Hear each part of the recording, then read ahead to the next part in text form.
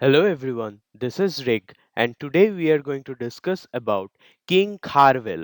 He is one of the most famous king in ancient India who ruled in the state of Kaling, which is in modern day Odisha.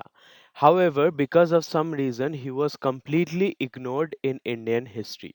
We get a lot of data about this king from the Hathigumpha inscription where it has been chronologically stated about his exploits and adventures. So let's get into details. Introduction. King Kharvel of Kaling was contemporary of the Shungas. We have read about Pushyamitra Shunga and the successors of Pushyamitra Shunga in our last video. So here Kharvel was the king of Kaling and he was contemporary to the Shungas. However, the exact date of King Kharvel is very hard to decipher because the Hathigumpha inscription has been partially destroyed. But from the achievements and from the things written in the inscription, we can understand that he was contemporary to the Shungas. His achievements are documented in the Hathigumpha inscription.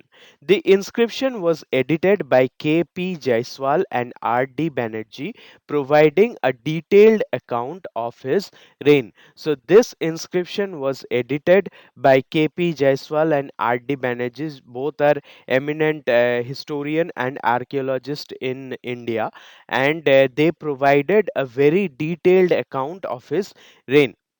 Kharvel belonged to the dynasty of King Cheta, possibly Cheti or Chaitra. He descended from the family of Raja Rishi. So, according to legend, there was a famous king named King Cheta, who is also sometimes referred to as King Cheti or Chaitra, and Kharvel was the descendant from that dynasty.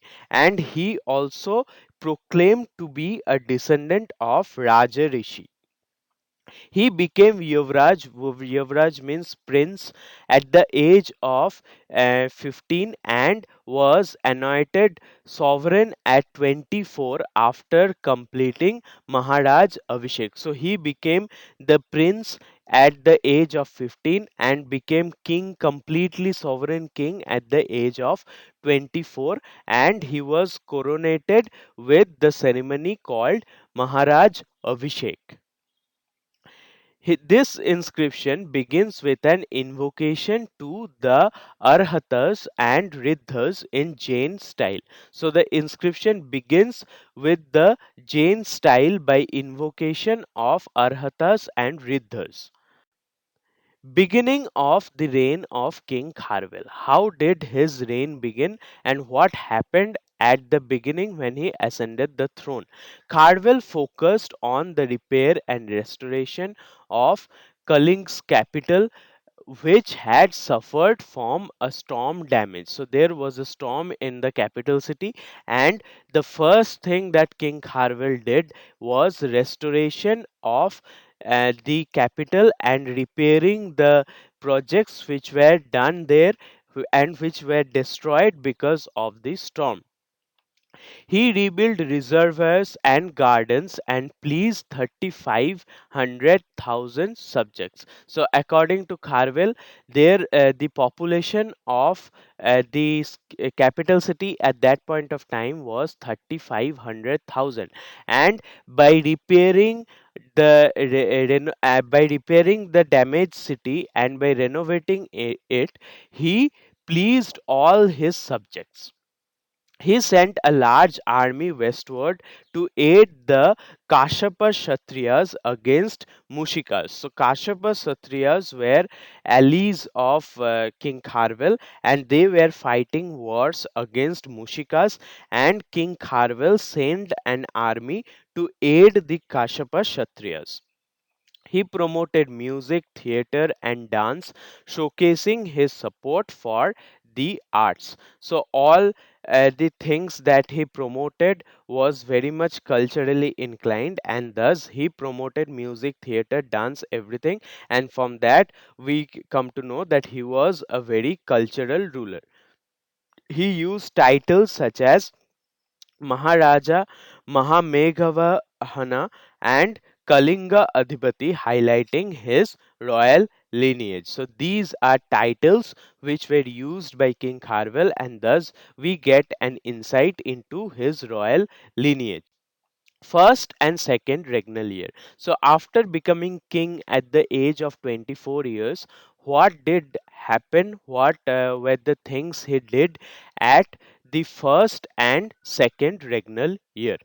Repaired in the first year, he repaired the capital city walls, gates, and buildings. He rebuilt reservoirs and restored gardens. As we know that everything was in a very much destroyed state because of the storm which had passed above the capital city, and therefore he rebuilt the city walls, gates, and buildings. He also made reservoirs and made the gardens in a proper way. He successfully pleased the citizens through his efforts in public works. From there, we come to know that public satisfaction was very much aimed by King Kharvel. In the second year, Kharvel dispatched a large army to assist Kashapa Kshatriyas against Mushikas. We have already discussed this, that Kashapa Kshatriyas were allies of King Kharvel and they were in conflict with the Mushikas, and King Kharvel dispatched a large army to assist the Kashapa Kshatriyas. He disregarded Gautamiputra Satkarni and demonstrated his disregard for the Satavahana ruler Satkarni by his aggressive military actions in the west. During this time, Gautamiputra Satkarni was one of the most important rulers in the western part of Indian subcontinent.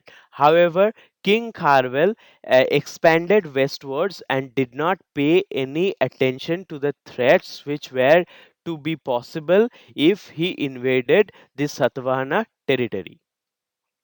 He strengthened his political influence through military and public work initiatives. So, in both the fields, he was very much expert. He was an expert as a warrior in the field of military, and also he promoted public works, and thus public satisfaction was very much a goal in his empire. Third and fourth regnal year. What did he do in the third and fourth year of his reign?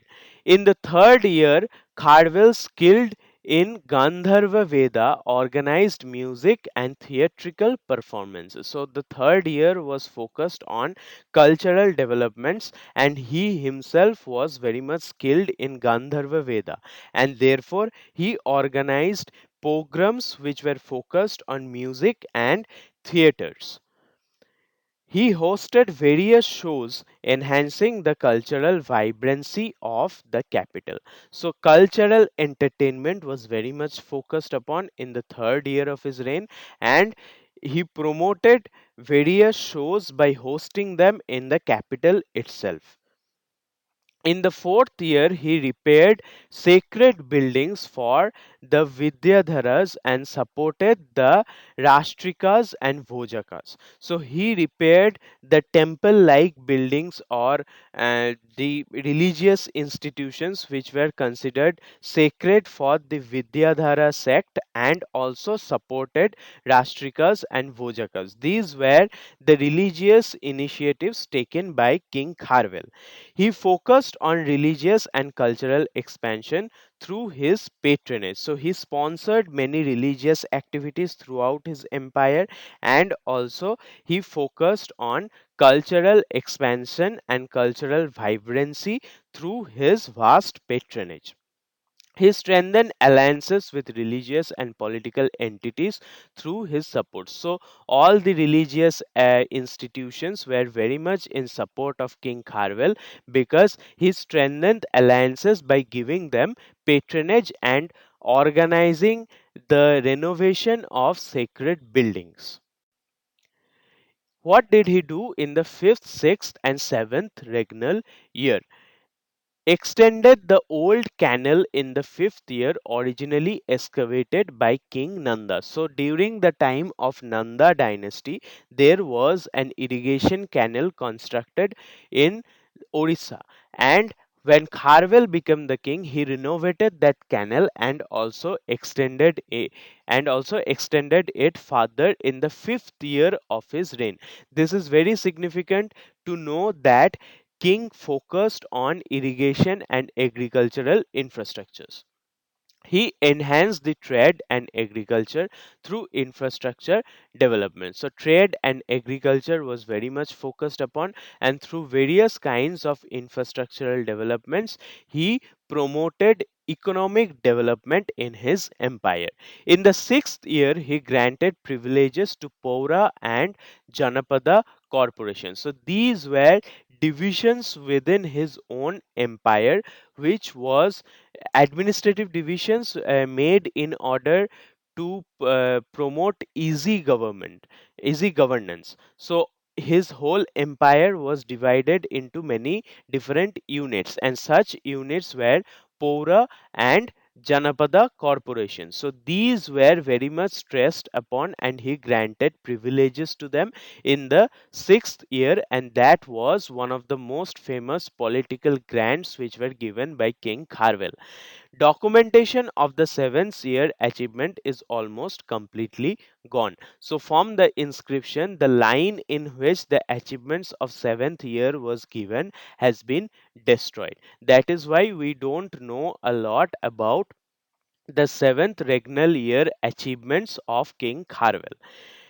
Likely got married in the seventh year based on the limited remaining records. So, from the limited remaining records, where most of the records have been destroyed of the seventh regnal year, it is from the remaining records, it can be understood that he may have gotten married to some royal dynasty, to some princess of another royal dynasty. But who was that princess, or who was that dynasty, that is not known because the record has been destroyed.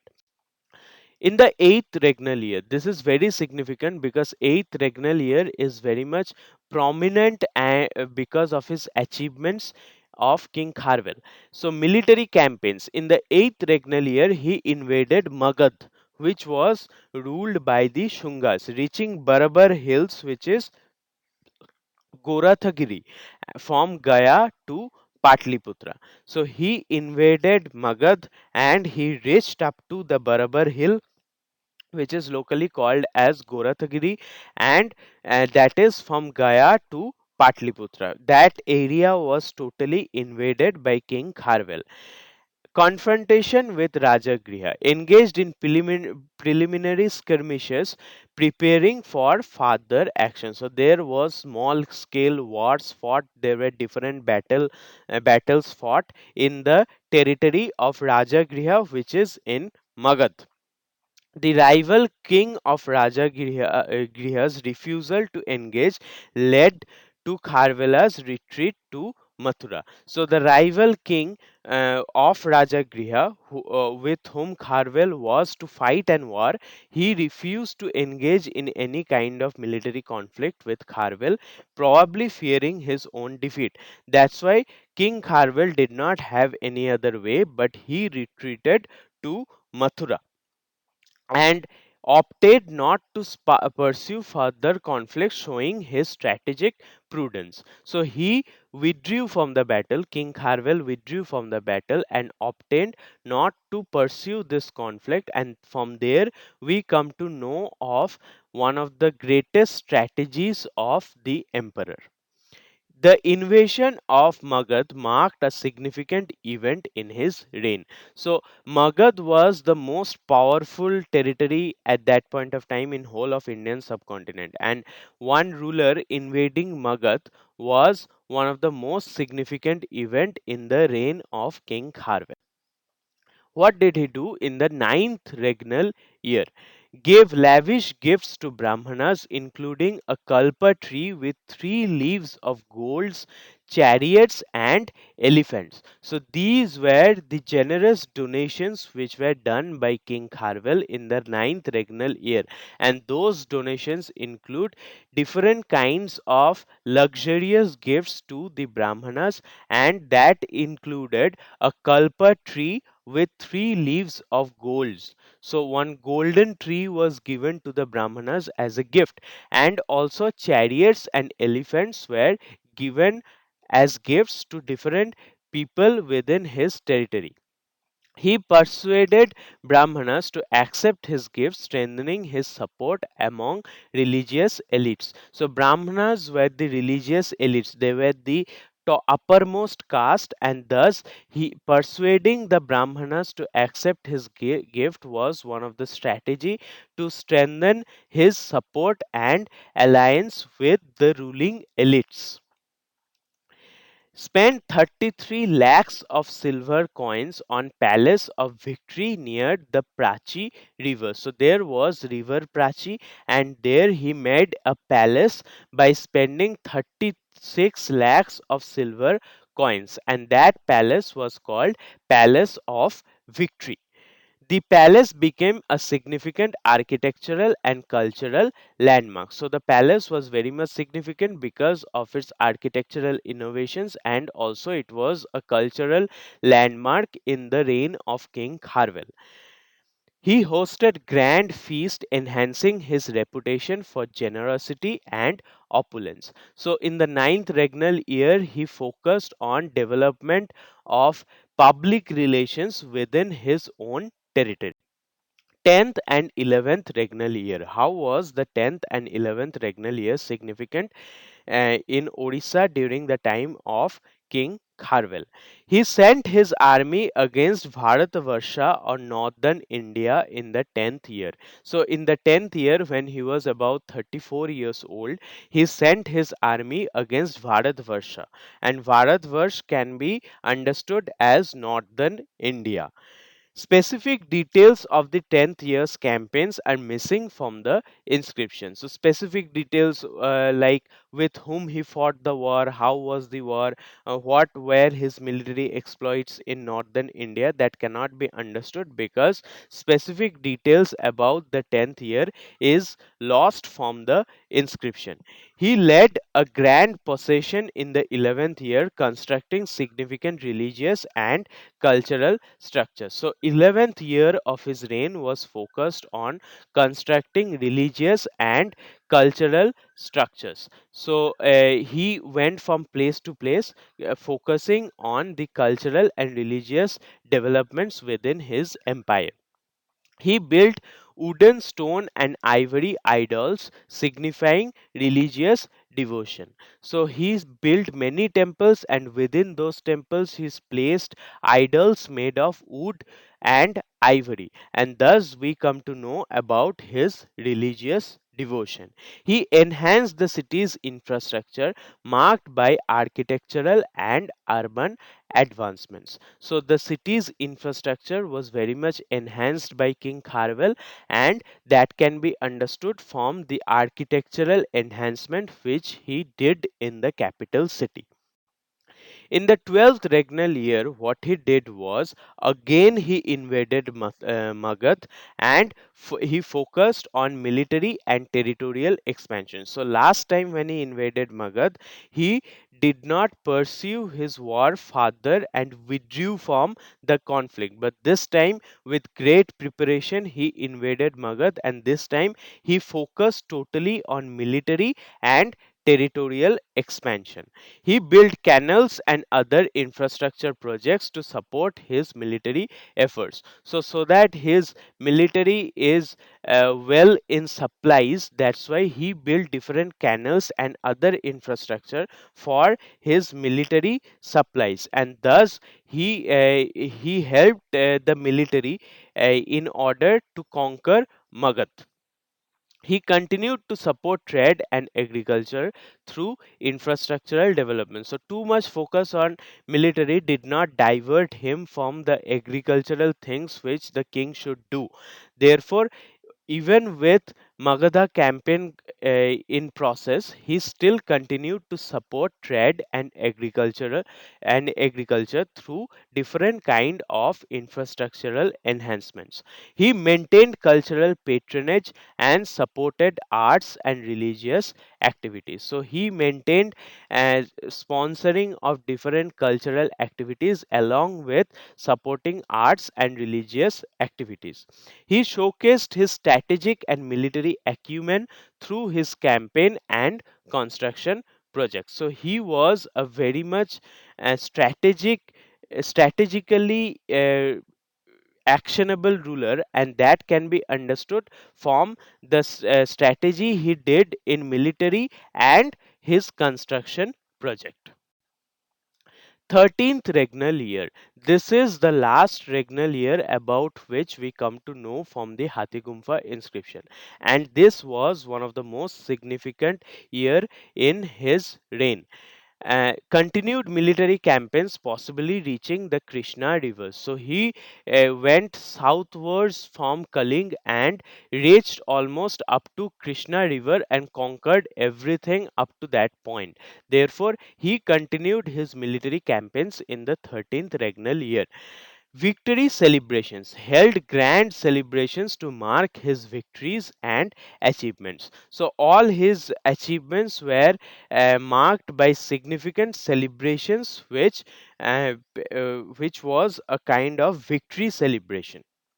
He supported cultural and religious activities through generous donations and construction. So, he did not lead only military campaigns, he also supported different cultural and religious activities, and that can be seen from the generous donations and constructions. He initiated projects that would leave a lasting legacy, such as temples and public works. He demonstrated the advanced military strategy through continued campaigns and strategic construction. So, both military campaigns and strategic construction went hand in hand, and therefore, he was not only a great conqueror but also a great administrator. Now, what was KP Jaiswal's and R.D. Banerjee's interpretation regarding King Kharvel? The textual analysis show that Jaiswal and Banerjee provided detailed analysis of the Hathigumpha inscription. All the things that we know about King Kharvel are from the Hathigumpha inscription, and KP Jaiswal and R.D. Banerjee analyzed those inscription in very much detailed manner. Chronological issues address the chronological challenges and inconsistencies in the inscription. So many parts in the inscription have been destroyed, and it is very difficult to have a chronological conclusion regarding the reign of King Kharvel. However, that was more or less addressed by these two scholars. They highlighted the cultural and religious significance of Kharvel's reign. So Hardwell was not only famous for his military exploits, but he is also to be considered as one of the most important cultural renovators of his time, and therefore the inscription highlights the cultural and religious significance of King Harwell's reign. They placed Kharwell's achievement within broader context of Indian history. So this part of Indian history regarding King Kharwell was not at all known to the people in the Indian subcontinent. However, from the research of KP Jaiswal and RD Banerjee, King Kharwell's achievements were placed within the broader context of Indian history.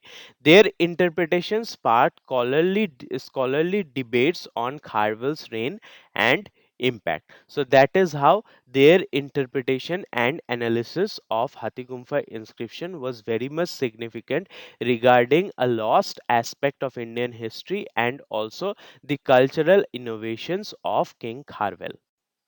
Opinions of Dr. Smith and Dr. R.C. Majumdar. These are two of the most famous scholars of history in the context of ancient India, and therefore their opinions cannot be ignored. Dr. Smith's view emphasized the political and military aspect of Kharvel's reign. So he focused on the political aspect and military aspect of Kharvel's reign. According to Dr. Smith, Kharvel was one of the greatest warriors in the ancient Indian history, and that can be known from the military exploits which he did from Orissa at the time of the Shunga dynasty, and also when Greek invasions was very much prominent in Indian subcontinent. He focused on the cultural and economic contributions on of Kharvel, and that was done by Dr. R.C. Majumdar. So Dr. R.C. Majumdar focused on cultural and economic contributions. Both scholars contributed significantly to the understanding of Kharvel's reign. So both of them also contributed a lot to understand what type of King Kharvel was. They highlighted the differences in the interpretations and focus areas of two historians. Both agreed on the historical significance of Kharvel's reign in ancient Indian history. So it can be no way ignored that King Kharvel was one of the most prominent figures in ancient Indian history. In conclusion, we will go through an overview of the entire presentation. Kharwell left a lasting legacy through his many military, cultural, and economic contributions. His reign was marked by significant cultural and religious patronage. He demonstrated advanced military strategy and territorial expansion. He focused on infrastructural development, enhancing trade and agriculture. His reign continues to be a subject of scholarly debate and historical interest. So, that is all about King Kharvel of Kaling and how his exploits marked significant event in ancient Indian history. I try to bring lesser known topics of Indian history in great detail. You can use these datas for your exams or any kind of competitive exam jobs which you would like to crack. So please support me so that I can bring brighter contents in future. Thank you so much for your love and support.